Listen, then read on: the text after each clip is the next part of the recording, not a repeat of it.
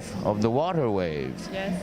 And eventually, it's a very functional structure hosting audience and for the aquatic sports. Oh, wow.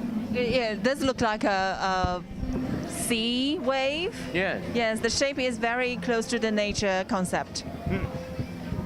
Her inspiration ideas come from nature a lot. Yes. Okay, so this is some of the models for from Zaha as well? No, it's kind of like an experimental, you could look at it as a modern miniature, modern sculpture. They are playing with the shape and the form of the traditional concept of towers. Yes. Yeah, we can see some of the familiar Yes. architectures here. Yes, they are playing with the form and shape and structure to come up with new ideas. Because it's not like we live in a cookie cutter industrial mass-produced buildings. Zaha herself has already trying to change things, to make progress, to break through the barriers, to change everyone's ingrained concept about architecture.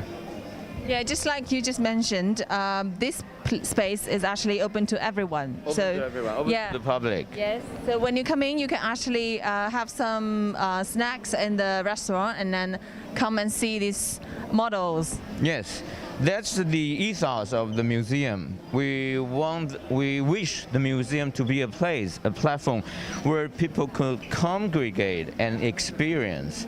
They could have new experiences toward art. Art is in your life. Art is not something up very high and in the sky you have to look up to. No, art is in your everyday life. Okay, well, so that's actually the entrance of the exhibition. Yes. Let's go and have a look. Let's take a look. And the exhibition is called Close Up. Work and Research by Zaha the architect.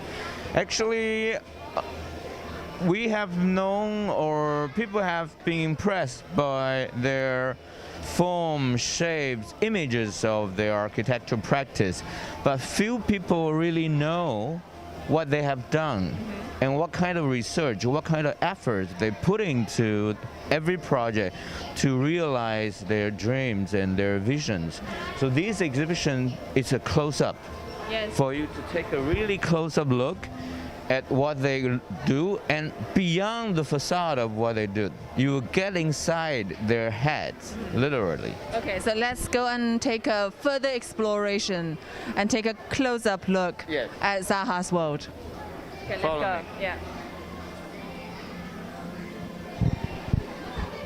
Well, this architecture itself was actually very interesting. Oh, the Modern Art Museum itself is an industrial heritage from the industrial past of Shanghai. Oh, yeah. We are along the riverfront. Used to be a coal harbor, actually a coal depot.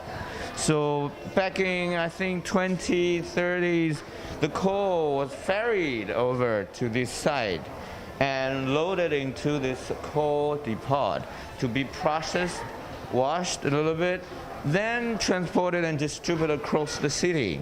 So it used to be an energy distribution center. And now we turned it into an art and inspiration distribution platform. Yes. That's the basic idea of mission. And also, I think this is a great way to echo back Zaha's work, because this architecture is a heritage of the city, and the art museum actually brings it the new life. Yes, bringing the new life, bringing new inspiration to the city life, and to change the urban landscape. That's what Zaha Hadid was aimed to do. And the exhibition opens with her very important, iconic project in Hong Kong. Okay, called, let's go and have a look this side. Yeah, let's take a look here. Excuse me. It's called the Peak Leisure Club. Unfortunately, the project never realized due to the short of funding of the proprietor. But this project marks a great beginning for her career. You know, she started her architecture practice in 1972 and established her own firm. After a probably 2-year stint at OMA, the architecture firm by Ram Koolhaas, her professor at Architecture Association, a very famous architectural school in London. But for over 10 years, she just taught at the school during the daytime, then drew all night with her probably 5 co-workers, a very small firm, and without any success. Drew every line, all kinds of projects, submitted to every kind of bidding, trying to win a commission, but for 10 years, no success at all. Every legend has its dark time. Yes, and during these 10 years, she just taught and worked. That's all she did. Okay. And this project marks the very first one that she and her architecture firm actually won a competition. So they won this commission for the Hong Kong Peak Leisure Club. This marked a watershed. We kind of like, this is a change of her fortunes. After this project, after this win, her career changed. Okay, and it's interesting that when you set the exhibition, when the curator set this exhibition, putting on the other side of this piece is actually a very big poster and saying Zaha Hadid and China. Yes, because we think Zaha Hadid, China is the land of opportunities for Zaha Hadid. And a lot of her novel ideas, inspiration, simply couldn't find even more welcome hands in China. Yes. Let the cameraman to see some of the photos for our show, and then let the audience to see some of the photos on the poster. She has so many projects in China. Yes. And I can tell that many visitors are coming to see the exhibition over the last few weeks. Yeah, this exhibition got very warm reception from the Shanghai visitors. Even during the pandemic, I think thanks to the very great management of the situation, people still can live a normal life, and we can still open the museum and the exhibition to general public. Yes. Well, now we are going further down to the exhibition side, and on my left-hand side, that's the photo art pieces of Zaha, and on my right-hand side, that's some of the famous models of her architectures. Yes, this exhibition is spanning 40 years of the architectural firm's career. So we have more than 260 pieces of exhibits, including models, photos, videos, VR experiences. The models, there are more than 114. I think I will show you first the photographer. The photographer is a very famous architectural photographer called Hélène Binet from France. She is the official photographer for Zaha Hadid, working with her from the very beginning, from the very project that Zaha Hadid built. She is very good. Hélène Binet is very good at capturing all the nuances, tenderness, and tension of Zaha Hadid's design through the light and shadow and the lines and the curves. Yeah. It looks like a conversation between human beings and the nature and the work they've done. Yes. And this goes back to the original inspiration for Zaha Hadid. For example, the Hong Kong Peak Leisure Club we just saw, the inspiration comes from the mountain in Hong Kong. She wants to capture the agility, the lightness of the mountainside of Hong Kong.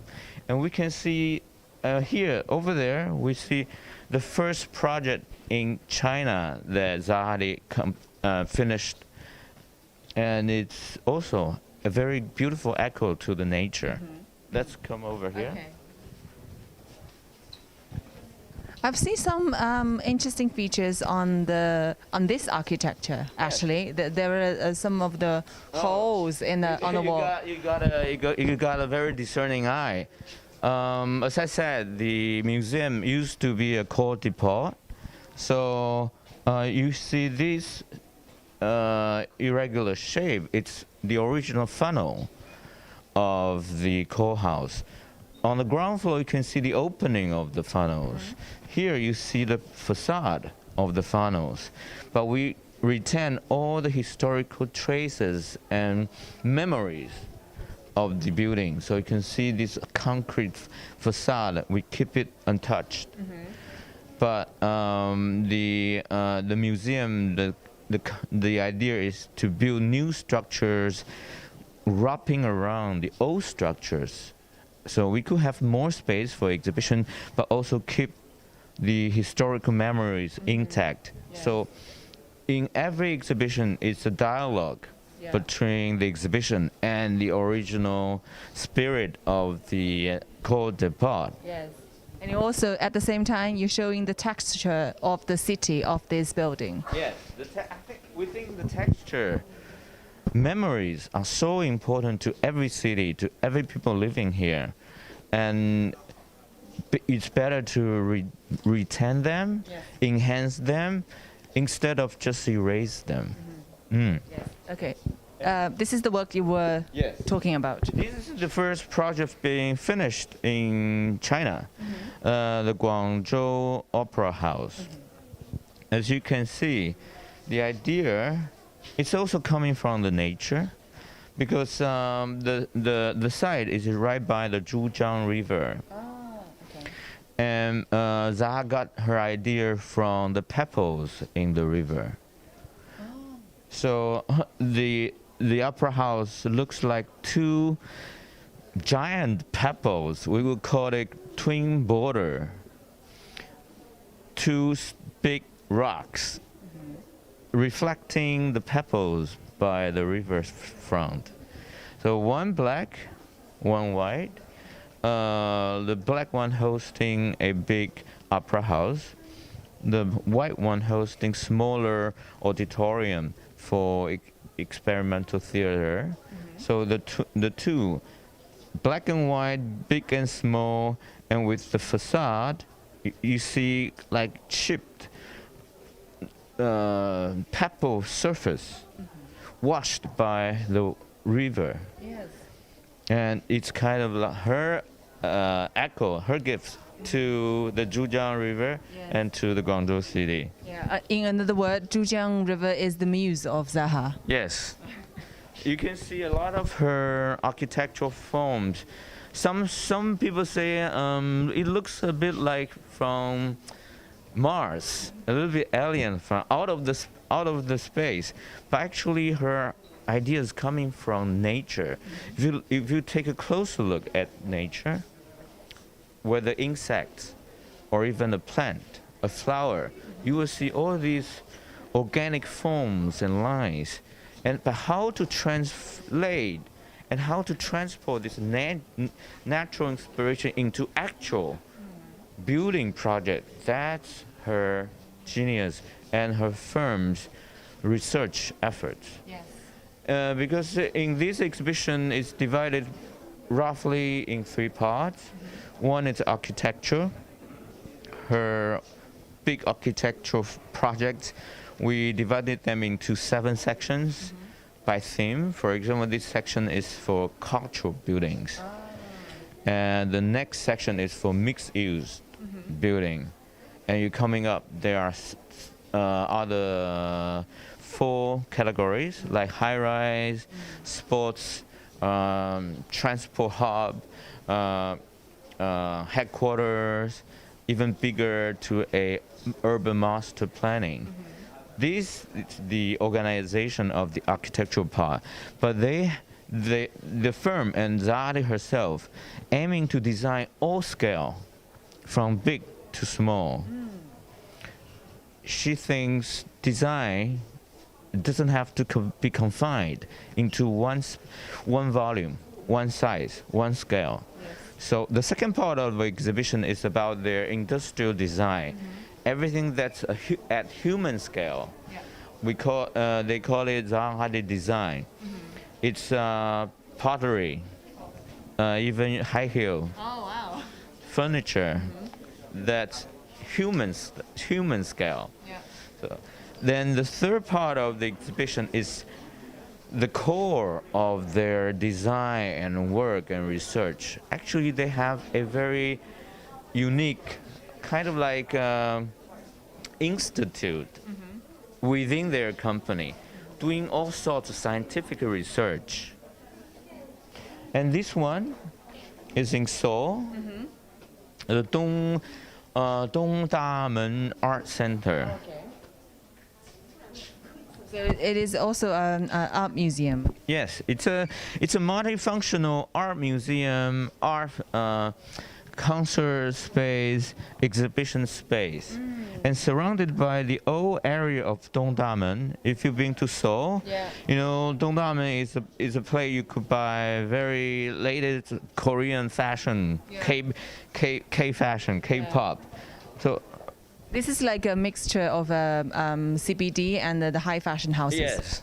So her creation is not taking over the environment, but blends into the environment, but Yeah. bringing new perspectives and new vistas. All this kind of like cube structure that most of us living now, Yeah. like in our apartment, it's only because at the early 20th century, Yes. we are entering into a mass production, Yes. mass consumption age. Yeah. People we need to fit in more and more people at a very even faster and faster pace. Yes. So these kind of structure are easier to produce. Yeah. This is like the typical skyline of modern cities. Yes, that's only because we want to make it quick. Yeah. We want to make it mass. It doesn't really mean this is what architecture should look like. This is not what your life should be lived in. Yeah. Well, I think for this piece, Zaha gave us a chance to jumping out of the cube, jumping out of the box to think Yes. something new, but also match the sort of the whole phenomenon of the modern city. Yes, and that's why a lot of people find her controversial, because she challenges everybody's ingrained concept about what things should be. Yes. Okay. Well, it's interesting that when you have these kind of visiting and to get into and get out of the architecture features. Well, on this side, we actually see a lot of photos of Zaha's team. This photo wall is a showcase of her in her real life. While she's at work or she's doing whatever she does, getting an award. And this is her old office. Ah. So with the red, was that closet? That's one of her hand drawings. Okay. And she grew up in Baghdad from Iraq. Yeah. And she grew up in a very liberal family. Her father is a politician, a very prominent politician in the opposition party. And her mom pretty much gives free rein to whatever she desires. She designed her own clothes at the age of 7. Wow. Because she didn't like anything her mother bought for her. Then when she's old enough to have her own room, she designed her own room at the age of 14. So she was born to be an architect and designer. Yes, and she made up her mind very early on to become an architect, because she thinks architecture it's a practice that could change culture. Because architecture, especially like the museum, is where the cultural happenings took place. So if you change the spatial relationship with people, it will also change how they perceive the world, how they look at things. Yes. But first, she studied in Beirut for mathematics for 2 years first, then moved to London for architect. No wonder she can sort of like successfully work out those waves and curves. She has a very good foundation of mathematics. Yes, a lot of people think her creations are so romantic, beautiful, but behind it, it's a beauty expressed through rationality, Yes. through science and technology. And we could see, this is their recent group picture of the firm. Starting from 40 years ago with 5 persons, Yes, you just mentioned. now they are a team of over 500, having at least in China, Hong Kong office, and Beijing office, and they are opening soon a Shenzhen office as well. Okay. And in London, this is their headquarters. It's an old middle school house. Oh. Yeah, so it's like a lot of the cultural park here in Shanghai, converted from factories. So they are also using the heritage architecture. Yes, they're also using the heritage architecture. Okay. When they started, they rented a very small room. Now they got the whole building. Watch your head. So this one, okay, please, Derek, please stand on this side. So this one is actually in Shanghai. Yes. Here we are in the section of mixed use, which means the structure, the project consists of retail, office, or multifunctional. And this is the project Zaha Hadid did in Shanghai for Soho, China, called Lincoln Soho. Yeah, known as Lincoln. Yes. Right by the transport hub of Hongqiao. Yeah, it's very close to the Hongqiao International Airport. So Yes. when you actually taking flight, you can actually see up on the Lincoln, Yes. just like this kind of view. Yes. And then, Eerie of it. yeah, you will be impressed by the architecture style, and then also you will be impressed by Zaha's work. Yes. Zaha once said to a BBC interviewer, saying at first she wanted to build architecture building that could float.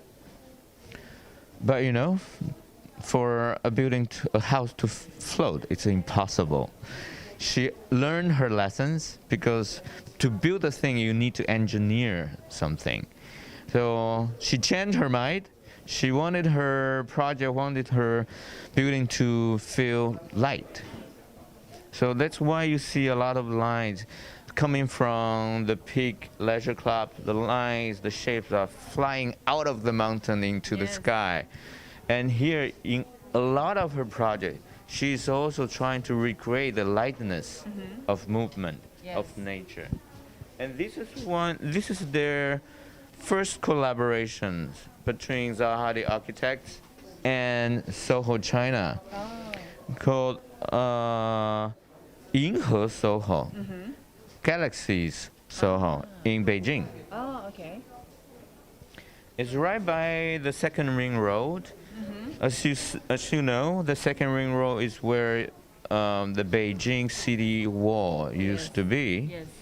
So when they have this project, they want to echo the historical background of the site and also create a new concept, new courtyard for the Beijing public. So you can see by this side, this is the ring road. So on this facade, it looks like solid wall. Yeah. But on this side, it's 4 towers connected by 7 bridges. But within, there's a central courtyard a little bit like the Beijing courtyard house. But it's, 四合院. yes, 四合院, but it's open to the public. So you create a new form, new dynamics of courtyard concept. And the shapes, you might think, oh, it looks very beautiful. It's kind of something aesthetics. You might think they have the shape first, Yes. then they build it. But actually, no. All this shape, all these curves comes from calculations. They want to have every unit be full of light during any hour of the day. So they will calculate how the light interplay with every facade. So not one unit is dark. Yeah. So you could share some of the day sunshine during some time of the day. That's how the curves come from. Okay. But eventually it looks like being eroded by water or by wind. Yeah, it also matches the name of the architecture, Galaxy. Galaxy. Yes. Yes. With always shine in your life. Yes. Full of shine. Yeah, let's go this side. And this is another project with Soho China called Wangjing Soho. Yeah, so Zaha did a lot of collaboration with Soho. Yes, especially in mixed use building. So this is the connection between her and China. I would think the longest and biggest. Okay, let's move on to the further side. Let's move on to another section Yes. of the exhibition. The exhibition goes for 2 floors, not including the ground floor. Yep. So we are slowly Move on progressing, moving up to the upper Okay. Okay. floor. Okay. It is not easy to actually build such a wonderful architecture No. exhibition. You must pay a lot of you must pay a lot of work. Yes, because we got so many exhibits, we have so much information we wanted to share, and a lot of visitors coming back with very positive feedback, but saying that it's just too much information. Some people spend up to 3 hours just take a full tour of the exhibition, but we are happy with that. And this one is the Nanjing International Youth Center. So you see the mixed use combining twin towers, then a organic foam. You can see the texture Oh yes. on the facade. Yeah. You see these curves and the density and the configuration of the lines. It looks like the architecture can breathe. Yes, and this also coming from calculation, from computing technologies. It's not just looking good to your eye. There is a scientific and engineering support behind it. Yeah. We will see Everything that, based on the mathematics. Yes.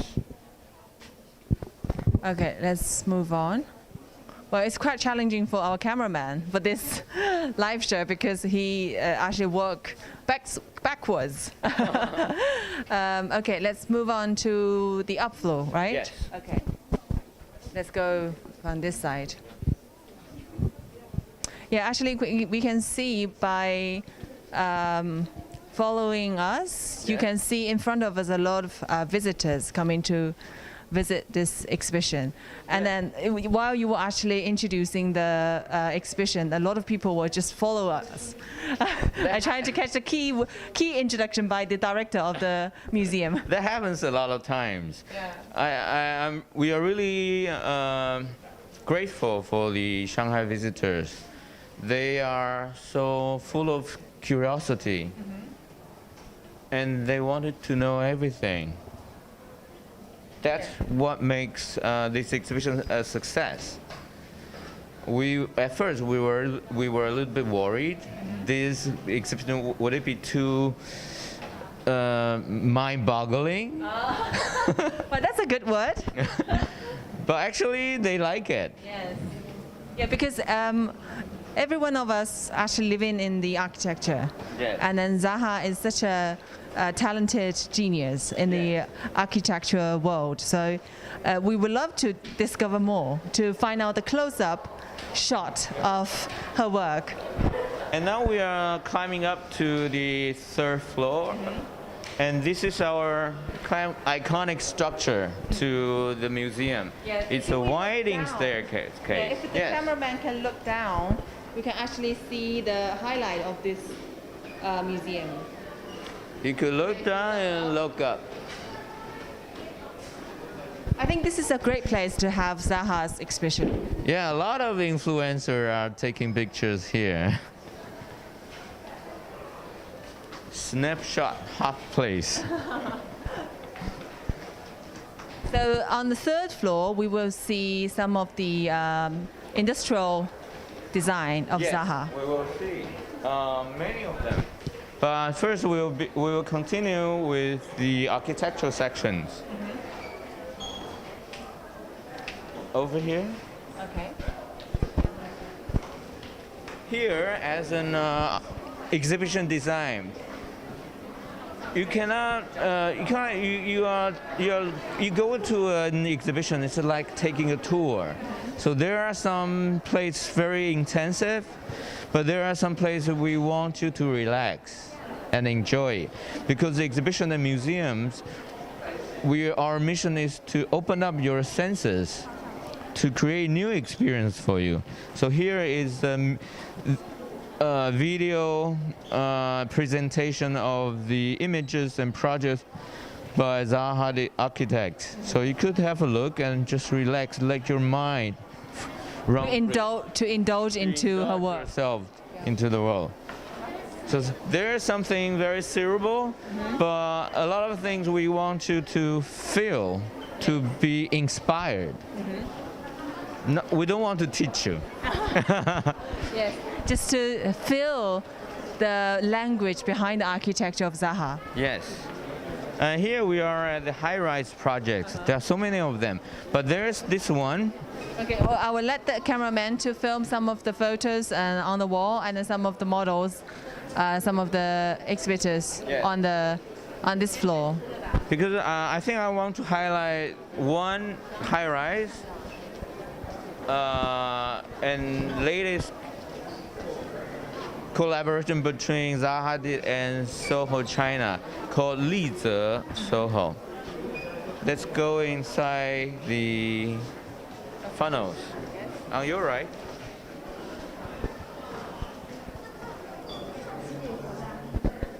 So this is the one you were just talking about? Yes. This is, we are following up with high-rise sections, but this one is particular and very iconic in terms of how we understand the modern architecture. So the curator decided to present it individually? Yes, and we are within the innards of the funnels. You see the facade of the funnel, right, on the second floor. Now we are within the funnels. Okay. So we have 8 funnels. So it's a very interesting structure to do, to plan for exhibitions. Yeah, it will be a very interesting experience to having visit in such a unique art museum. And this one, Lize Soho, is recently completed. It should be opening to the public very, very soon. You can see it's a twin tower, actually. Oh, okay. Maybe the cameraman can see on the other side to turn around and then to show the audience. So it's inside we can see it's a twin building. Yes.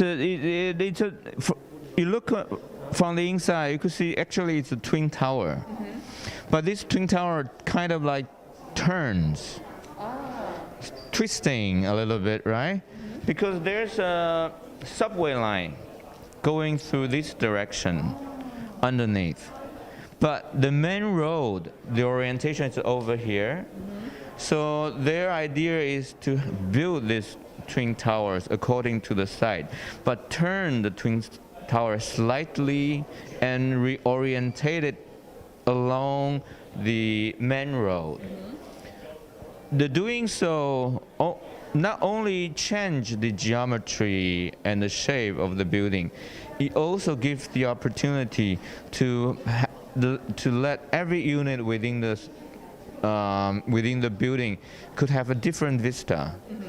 You will not look at the same thing. Yes. Every unit will have a different angle, and the whole atrium is covered with glass. So at the moment is the world record holder of the highest covered atrium. The height is 194 meters. Okay. So it will be enough light to going through to the building, to the twin architectures. Yes, and it's also we also look at it as a sustainability example, because within the atrium, it's like a chimney effect. Yes, yes. So the airflow will naturally going up and down. So it cut down the power you need to use ventilators to dry up the air. So that's another aspect of energy efficiency and sustainability. And you could see in this model the facade. Go to that side, yes.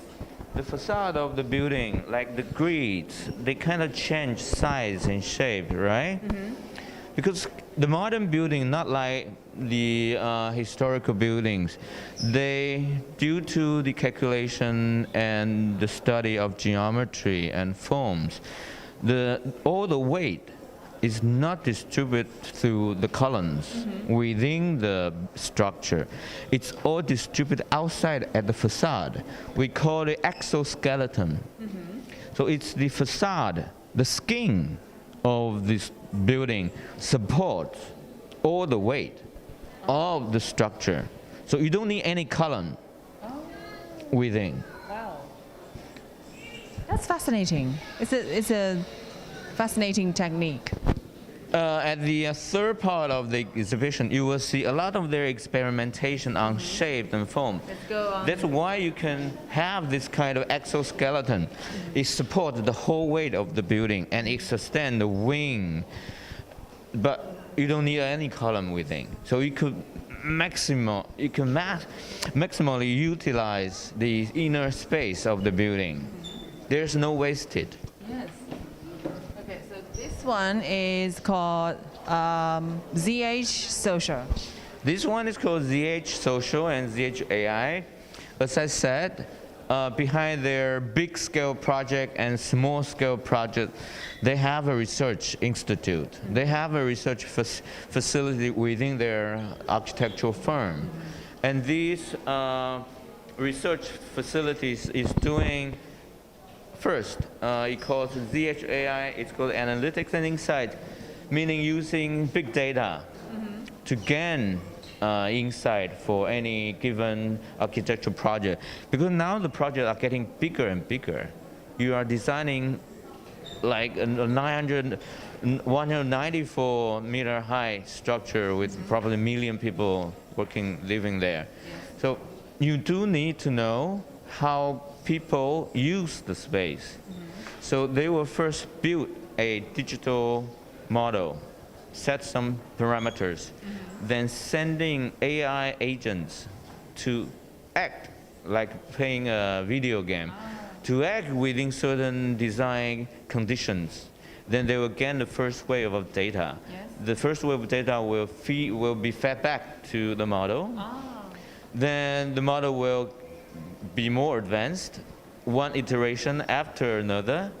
Then eventually they could build a VR model for real people to interact within this environment. So they will get another wave of data. All this data and this modeling using real person and the AI agent will come into their design insights. And they're also using ZH Social to learn how people interact. For example, you design an office. How people will use or go to any corner of the office. We can see the office structure is changing all the time. layout, the segmentation, the seating plan, how these changes will affect people's usage of them, people's interaction within the space, within the layout. That's what they are trying to do. Okay. So with all those calculation and all the data on hand, they actually can build the right architecture, the right space that human beings need. More efficient. Yes. Yes.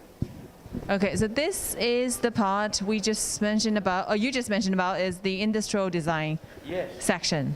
It's called Zaha Hadid design. It's focusing on human scale design. So all the things that human can use, like pottery, chair, high heels, sofa, furniture. They design everything. Yes. Lighting.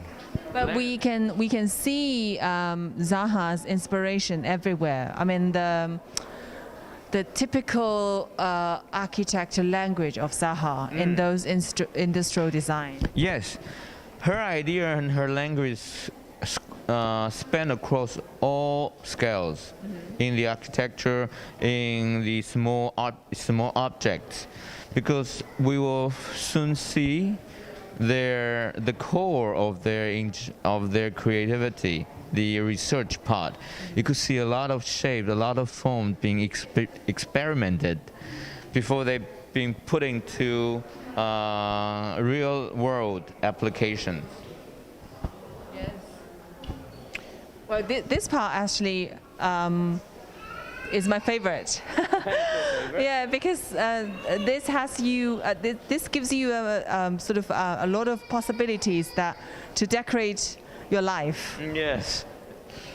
And the lighting, the lamps, and the B&B sofa, they are all already iconic and classics. Yeah.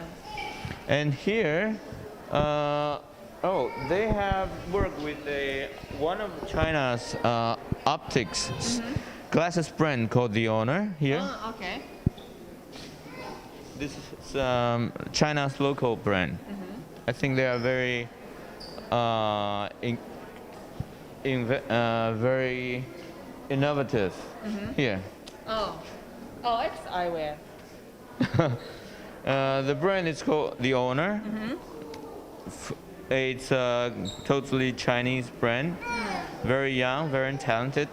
They talked to Zaha Hadid design for over 3 years and and finally realized this project. So there are custom-made eyeglasses. These it's very difficult to produce because first you need to use the 3D printing to have the mold. But having the mold, because it's very fragile, kind of like filigree in silver. Then after the 3D printing, you have to manually polish it to perfection. I think it's limited to 200. Oh, wow. Okay. That's a fascinating design. And on the wall, you can see, because unfortunately, we cannot display every project she and her team ever collaborated. Okay. So Let our cameraman pan from the left side. That's from 1985. Yes. List. Yeah, and let's see the whole sort of the collaboration Zaha did in terms of the industrial design. Some of the pieces are displayed here, right? Yes. The sofa. The sofa, P&B sofa. So you could see how far her imagination could go. Yes. And you will be amazed how many projects she had done. Let's come to this VR room. Okay. So this is the interact space with Yes. visitors and Zaha's work. And in this room, for the exhibition, we opened up the floor carpeting. So you could see originally all floor are covered with glass. So you could see through the structure of the funnel. So you can see, that's the opening to the ground floor. Oh, okay. that's the coffee booth. Yes, Ah, okay. that's our playground cafe. And this is the innards of the core house funnels. We keep every detail, historical detail intact. So you can see the piping. Yes. So this is a conversation between the Chinese heritage building with Zaha's artworks. Yes. And here you could experience 4 of their VR projects.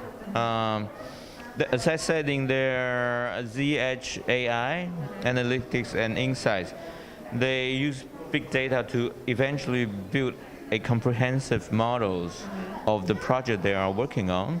So one, it could be experienced by the clients. Yes. 2, it could be trial and error tested before the actual building.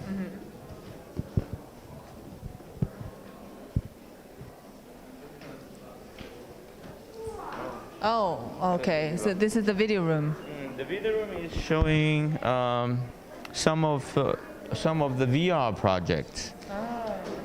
So even without the VR devices, you can actually see the videos in this video room. But a VR experience could give you a really immersive experience of the environment.